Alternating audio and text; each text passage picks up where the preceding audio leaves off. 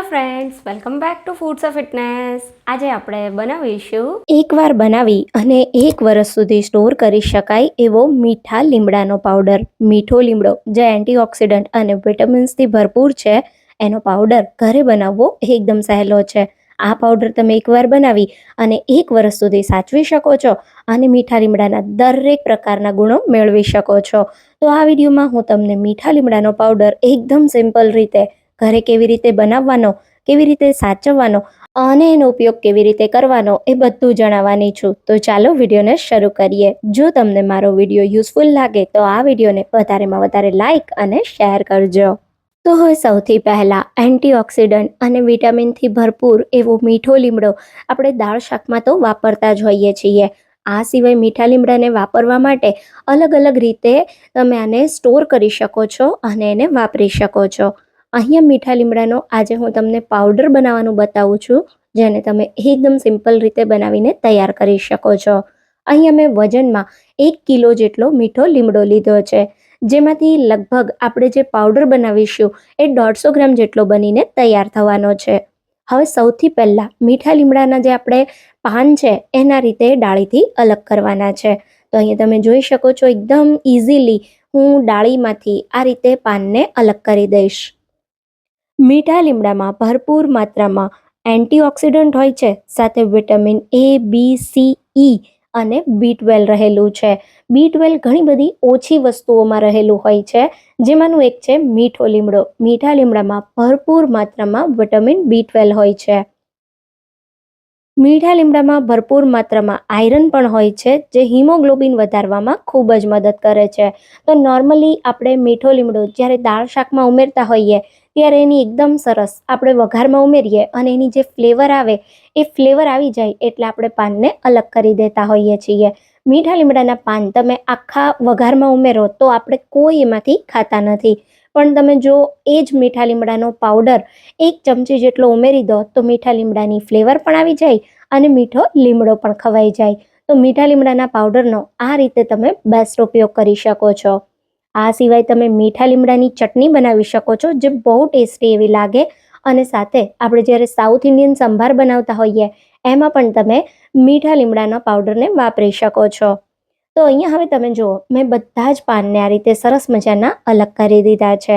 હવે આ પાનનો આપણે જે પાવડર બનાવીએ છીએ ને, એને તમે જ્યુસ બનાવીને વાપરી શકો છો, શેમ્પૂ બનાવીને વાપરી શકો છો, અને જો તમારા વાળ ખરતા હોય તો તમે થોડો લીમડો દહીં સાથે લીમડાનો પાવડર દહીં સાથે મિક્સ કરી અને ઉપયોગ કરો તો તમારા વાળ ખરતા પણ ઓછા થઈ જાય છે.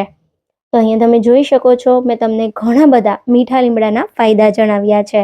હવે અહીંયા આપણે જે મીઠો લીમડો એકદમ સારી રીતે પાનથી અલગ કરીને રાખ્યો છે ને, એને મેં મોટા પોળા વાસણમાં લઈ લીધો અને હવે આપણે એની અંદર સાદું પાણી ઉમેરી એકદમ સારી રીતે લીમડાના પાનને ધોઈ લેવાના છે, જેનાથી એના ઉપર જે કંઈ પણ ધૂળ માટી હશે એ બધી અલગ થઈ જશે. તો અહીંયા તમે જોઈ શકો છો, મેં એકદમ સારી રીતે મીઠા લીમડાના બધા જ પાનને ધોઈ લીધા છે. હવે કોઈ કાણાવાળા વાસણમાં આ રીતે આપણે પાણીમાંથી કાઢી મીઠા લીમડાના પાનને અને આ રીતના કાણાવાળા વાસણમાં ઉમેરી દઈશું. તો તમે જોઈ શકો છો, એકદમ સારી રીતે પાણીમાંથી મેં મીઠા લીમડાના પાનને કાઢી લીધા. હવે આ વાસણને આપણે આ રીતે નીચે કોઈ વાસણ રાખી એના ઉપર રાખી દઈશું 5 મિનિટ માટે, જેનાથી એમાં જે કંઈ પણ એક્સ્ટ્રા પાણી હશે એ બધું અલગ થઈ જશે અને પછી આપણે આનો પાવડર તૈયાર કરીશું. જો તમારી પાસે માઇક્રોવેવ હોય તો તમે એકદમ ઇઝીલી ફક્ત 5 જ મિનિટમાં મીઠા લીમડાનો પાવડર તૈયાર કરી શકો છો. પણ આજે આપણે એકદમ ટ્રેડિશનલ રીતે મીઠા લીમડાનો પાવડર તૈયાર કરવાના છીએ. તો અહીંયા તમે જો, લગભગ 5 મિનિટ જેટલો સમય થયો અને એકદમ સારી રીતે મીઠા લીમડામાંથી બધું પાણી અલગ થઈ ગયું છે. તો જે એક્સ્ટ્રા પાણી હતું એ બધું આ રીતે અલગ થઈ ગયું છે. તો હવે આપણે આ જે પાન છે એને સૂકવવાના છે. તો મેં અહીંયા એક કોટનનું કપડું લીધું છે અને એની ઉપર આપણે આ રીતે પાનને ફેલાવી દઈશું. તો આ પાનને તમારે તડકામાં સૂકવવાની કોઈ જરૂર નથી, ઘરમાં જ પંખા નીચે ફક્ત 2 દિવસમાં તમારા પાન સુકાઈ અને એકદમ ક્રિસ્પી એવા થઈ જશે. તો આ રીતે આપણે સરસ મજાના બધા પાનને કપડામાં ફેલાવી અને ઘરમાં જ પંખા નીચે સૂકવી દઈશું. તો હવે અહીંયા લગભગ 2 દિવસ જેટલો સમય થયો છે. તમે જોઈ શકો છો આપણા મીઠા લીમડાના પાન એકદમ સારી રીતે ક્રિસ્પી થઈ ગયા છે. અને આ પાન છે એને તમે આ રીતે ડાયરેક્ટ પણ સ્ટોર કરીને રાખી શકો છો. જો તમારે પાવડર ના બનાવવો હોય તો તમે આખા આ મીઠા લીમડાના પાનની સુકવણીને સ્ટોર કરી શકો છો. અને તમારે જો પાવડર બનાવવો છે તો હવે આ જે સૂકવેલા પાન છે એમાંથી પાવડર તૈયાર કરવા આપણે લેશું મિક્સર જાર. અને એની અંદર આ રીતે મીઠા લીમડાના પાનને ઉમેરી દેશું અને એકદમ સારી રીતે આપણે આનો પાવડર બનાવી લેશું. તો અહીંયા આજે આપણે એકદમ ફટાફટ મીઠા લીમડાનો પાવડર બનાવવા માટે હું વાપરી રહી છું અગારોનું રીગલ પર્સનલ બ્લેન્ડર, જે 3 જાર સાથે આવે છે. આ બ્લેન્ડરની મોટર 100% કોપરની છે અને એકદમ શાર્પ સ્ટેનલેસ સ્ટીલ બ્લેડ સાથે આવે છે. તો આ મિક્સરના જારને આપણે આ રીતે બ્લેન્ડરમાં ફિટ કરી થોડું ટ્વિસ્ટ કરી અને એકદમ સારી રીતે સેકન્ડોમાં જ આપણે ગ્રાઇન્ડિંગ કરી લેશું. તો અહીંયા તમે જોઈ શકો છો ફક્ત 10થી 15 સેકન્ડમાં જ એકદમ મસ્ત મજાનો આપણા મીઠા લીમડાનો પાવડર તૈયાર થઈ ગયો છે. તમારે આને હજી ફાઇન કરવો હોય તો હજી પણ એકદમ બારીક અને ઝીણો તમે ક્રશ કરી શકો છો. તો અહીંયા તમે જોઈ શકો છો એકદમ મસ્ત મજાનો આપણો મીઠા લીમડાનો પાવડર તૈયાર થઈ ગયો છે.